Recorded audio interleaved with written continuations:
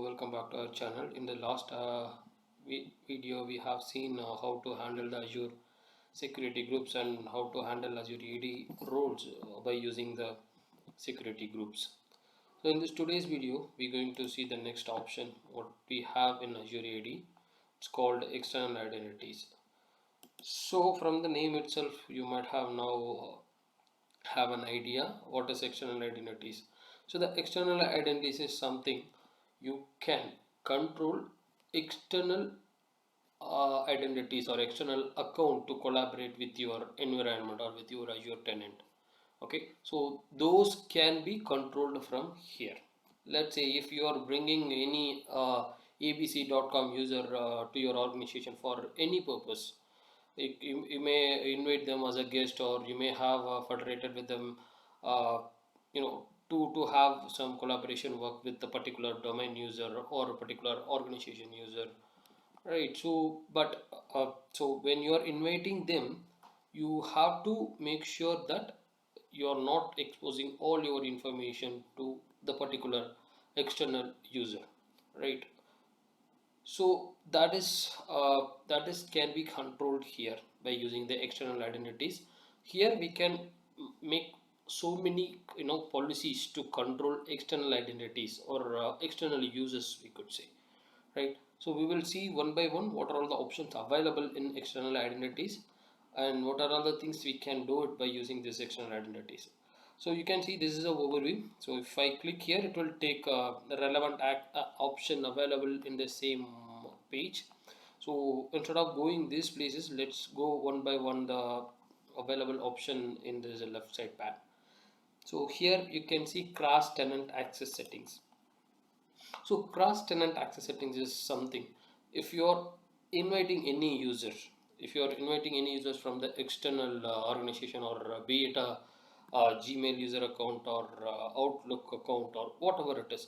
So when you invite them, you can restrict them what they can do with your environment. So this is what cross-tenant access settings. So by default, when you are inviting any guest user, this Azure AD provided the by default settings. So this is the by default setting. This is apply for every guest user account, whosoever you are inviting, whether it is a Gmail account or abc.com or xyz.com, whosoever it is.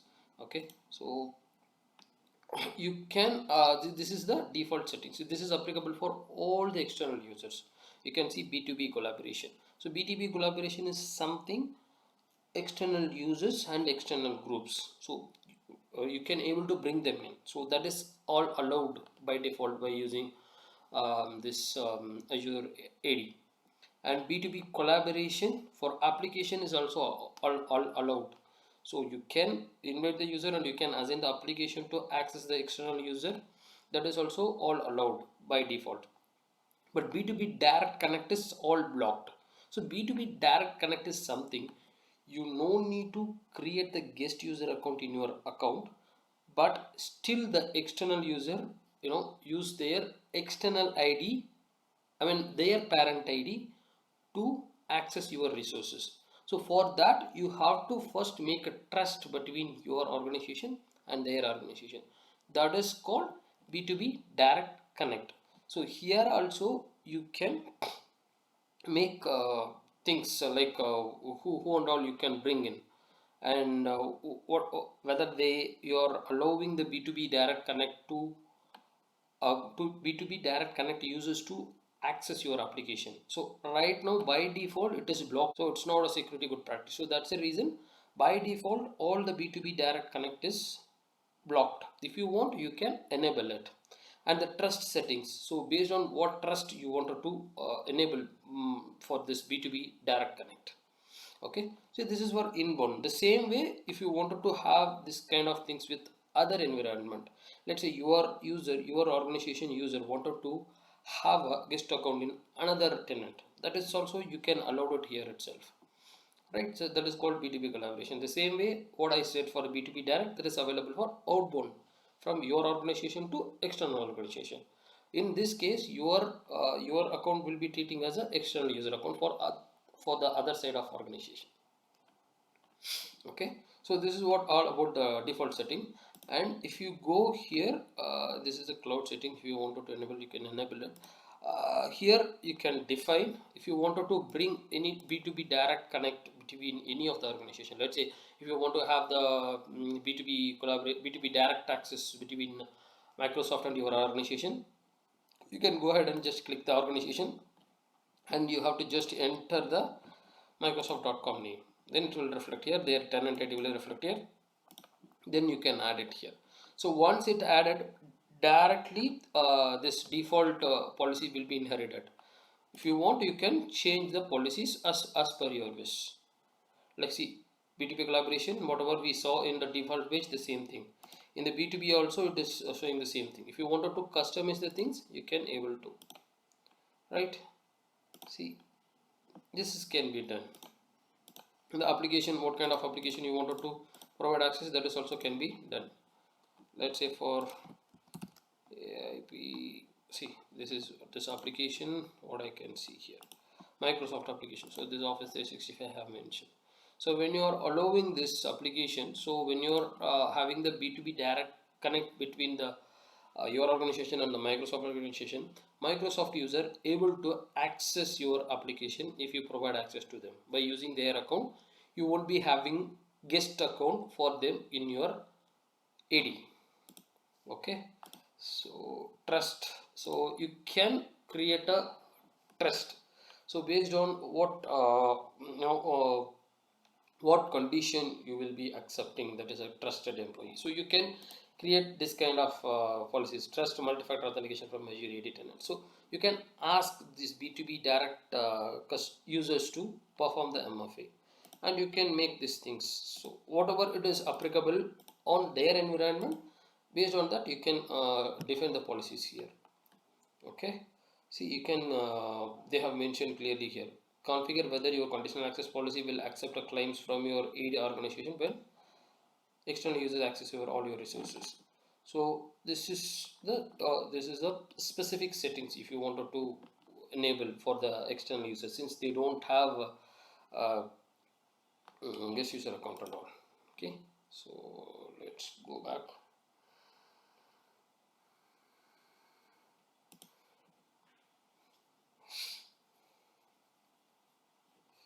So all identity providers, this is a identity provider, this is, we not going to look into this.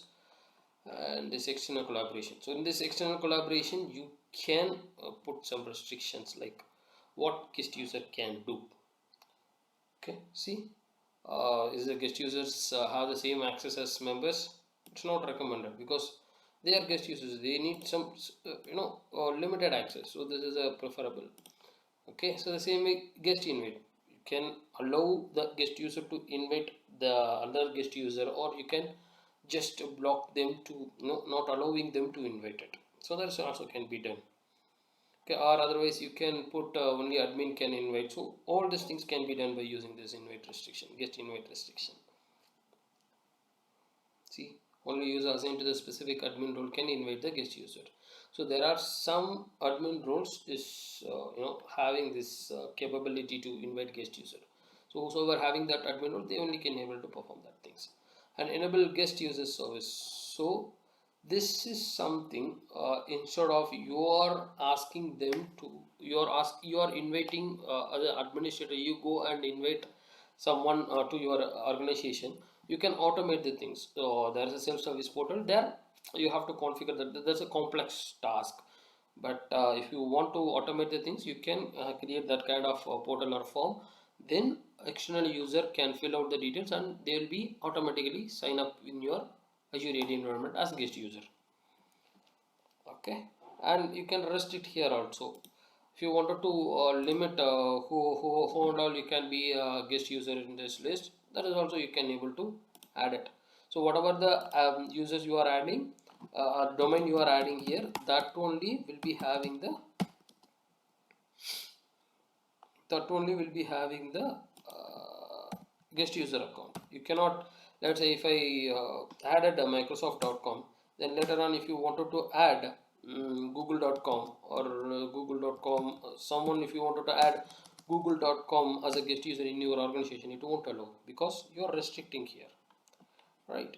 So this is a diagnostic part which we don't need. If you face any issues, you can diagnose it by using the error what you are getting it. So those things you just go through this and get an idea if you face any issue with the external identities. Custom attributes. So if you when they are this all these points are when you are enabling the self-service sign up. So this option won't be available if you are not enabling this option. Okay, since I already enabled this yes option, so that's the reason I can see this page. Otherwise you will be getting an error that self-service portal self-service sign up portal is not enabled. So for make sure you enable that thing. So once you enable this, so these are all the attribute the user has to provide while creating the guest user account in your environment by using self-service portal. If you wanted to have any additional custom attributes, that is also you can add it. Like mobile number, if you wanted to add, you can add it here. Just for you know the just for to make sure that you're collecting all the necessary information from the particular user whosoever is going to create a guest user account in your environment. And for these things you need a API connector. So as I said, it's a very big topic, we cannot discuss in one video. So this API connector or user flow, everything this is fall under self-service sign up portal. So if you wanted to use the self-service sign up portal, then you have to use these things, you have to configure these things, then only you'll be having the capability to provide self-service sign up option to your end users.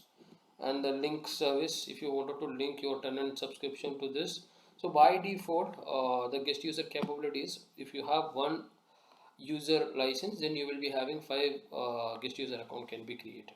So that is the proportion Microsoft is offering to you.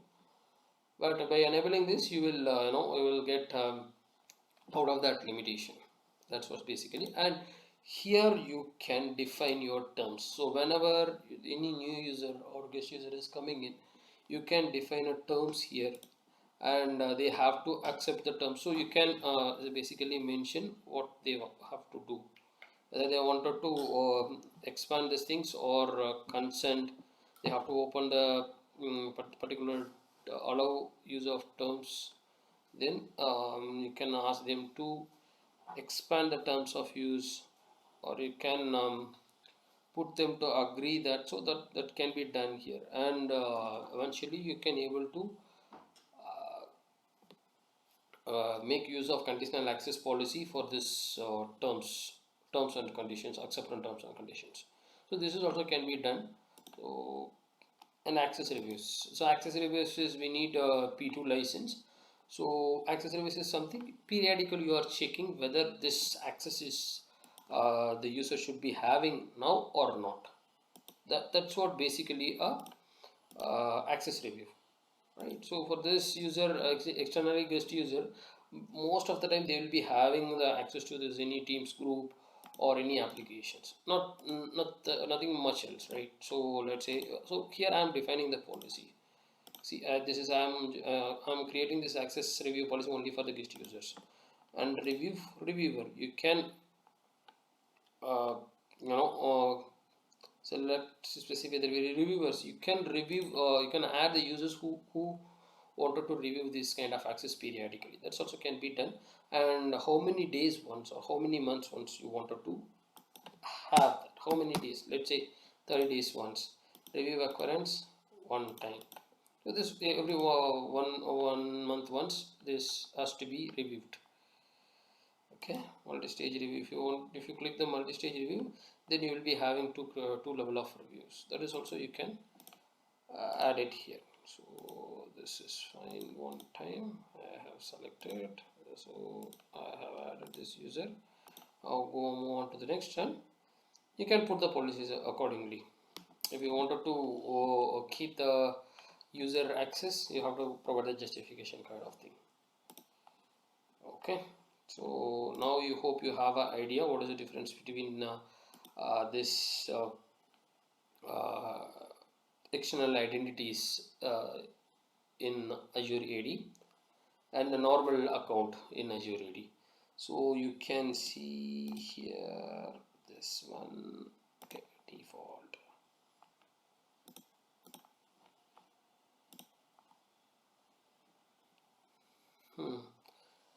So these are all the things we had discussed earlier. This cloud default, B2B direct. So if you really wanted to know the B2B, what is the difference between B2B direct connect versus B2B collaboration. So when you're searching, see, this is the Microsoft has itself provided a block for this external identities alone. If you want, you can go to these documents and you can read it out. So you can see here, user and access management. B2B direct connect users collaborate via mutual connection between two organizations, whereas B2B collaboration users are invited to organization and managed via user object. So this is what I told, right? So this is a mutual agreement between your organization and the other organization. In our case, we discuss as Microsoft. So the Microsoft organization and your organization should have the mutual understanding. So when you are enabling this B2B direct, both the side it has to be enabled. Let's say if you enabled this B2B direct connection for Microsoft, but Microsoft is not enabled for your account, then it won't work. So it has to be, both side mutual agreement between them. So that's what they have mentioned. It is a mutual connection between your organization. Whereas the B2B collaboration is, you can invite any user if they allowed this permission. Let's say this is a default permission. So all the Azure AD have the default. They have mentioned these things. Let's say if my organization has by default have this policy, B2B collaboration, user groups, external application. So basically I'm allowing my users to collaborate with external environment. Means external environments, external companies like Microsoft or Google or whatever the organization. So okay, I'm allowing my user accounts to be a guest account on their tenant. So this is what this settings meant for.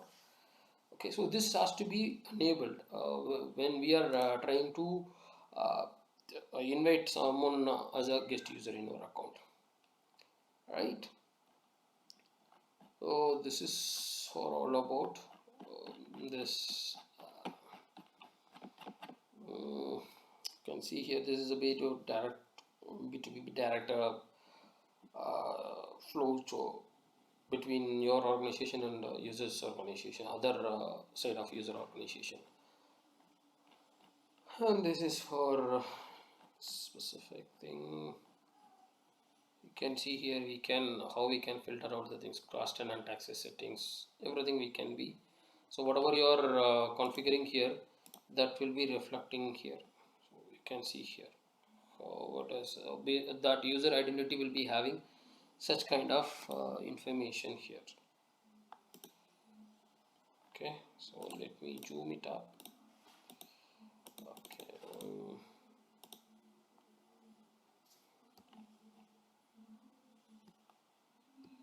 okay, it's not giving the proper